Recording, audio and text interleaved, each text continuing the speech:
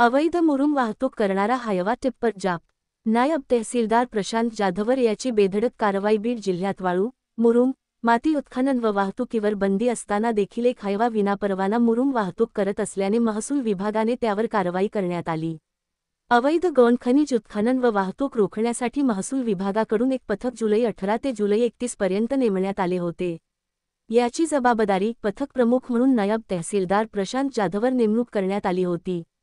दिनांक जुलै 29 रोजी उपविभागीय अधिकारी नायब तहसीलदार बीड यांचे पथक गस्ती घालत असताना दुपारी अंदाजे 3.30 दरम्यान पालवन शिवारात रेल्वे पटरी नजीक एक हायवा ज्याचा क्रमांक MH23 खबुली एकक 6615 आहे, तो मुरमाची वाहतूक करताना पथकास आढळून आला। सदरचा हायवा थांबवून चालकनामे दिनकर माने राहणार बेलखंडे पाटोदा यास गौण खनिज वाहतूक परवानाबाबत विचारणा केली असता त्याने असा कोणताही वैध गौण खनिज वाहतूक परवाना नसल्याचे सांगितले। सदरच्या हायवाची पथकाने पाहणी केली असता त्यामध्ये अंदाजे 3 ब्रास मुरुम आढळून आला। सबब सदरचा हायवा विना परवाना मुरुम या गौण खनिजाची वाहतूक करताना आढळल्याने पुढील कारवाई करता तहसील कार्यालयाच्या प्रांगणात लावण्यात आला आहे।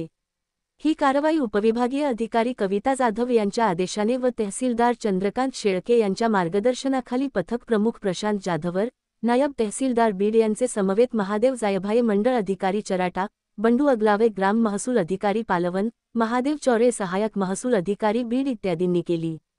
दगड, माती, मुरुम इत्यादी गौण खनिजाची तहसील कार्यालयातून रीतसर परवानगी घेऊनच उत्खनन व वाहतूक करावी असे आवाहन तहसीलदार चंद्रकांत शेळके यांनी केले आहे।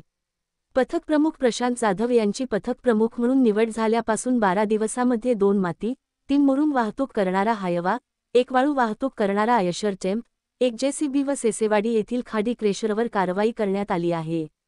नायब तहसीलदार प्रशांत जाधवर यांच्या बेधडक कारवाईने अवैध वाळू, माती उत्खनन व वाहतूक बंद झाली असून वाळू माफियांनी या पथकाचा धसका घेतल्याचे दिसत आहे।